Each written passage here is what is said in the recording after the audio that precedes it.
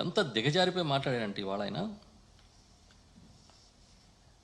తల్లి మీద కూడా సోషల్ మీడియాలో దుష్ప్రచారం చేస్తున్నారని మాట్లాడాడు. ఈ మాట్లాడదగ్గ మాటలేనా అని అడుగుతున్నాం.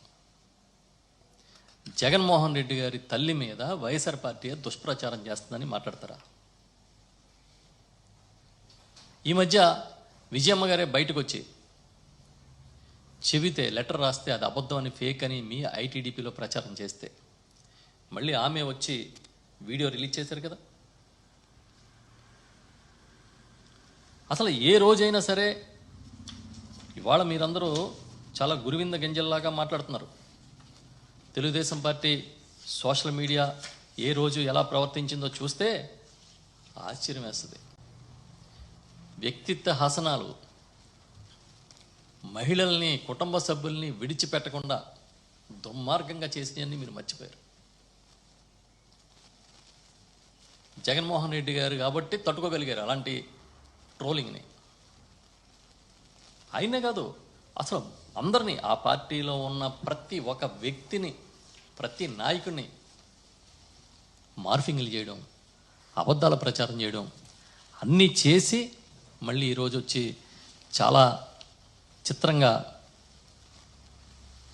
వైఎస్ఆర్ పార్టీ ఒక దుర్మార్గమైన సోషల్ మీడియా అని ముద్ర వేస్తూ ఉన్నారు. వందలాది మందిని అరెస్ట్ చేస్తున్నారు, ఎఫ్ఐఆర్లు వేస్తున్నారు, కేసులు కడుతున్నారు, రిమాండ్లు పంపిస్తున్నారు. పోలీస్ ఆఫీసర్స్ అయితే నేను ఎప్పుడు చూడలే, వినలేదు కూడా. నిజంగా ఆత్మ పరిశీలన చేసుకోమని రాష్ట్రంలో ప్రతి పోలీస్ అధికారిని కోరుకుంటున్నాను నేను. మీరు ప్రవర్తించే ప్రవర్తనకి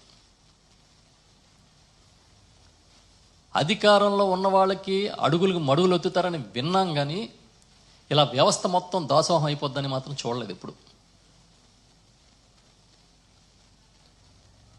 ట్వీట్ని రీట్వీట్ చేస్తే కూడా కేసులు పెడుతున్నారు.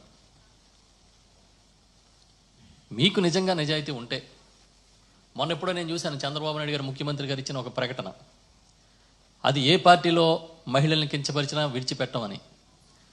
మీ నిజాయితీ కరెక్ట్ అనుకుంటే వైఎస్ఆర్ పార్టీ నాయకుల మీద, వైఎస్ఆర్ పార్టీ మహిళా నాయకుల మీద చాలా దుర్మార్గమైన పోస్టింగ్లు పెట్టినాను ఒక్కడన్నా అరెస్ట్ చేసి చూపించండి మీరు.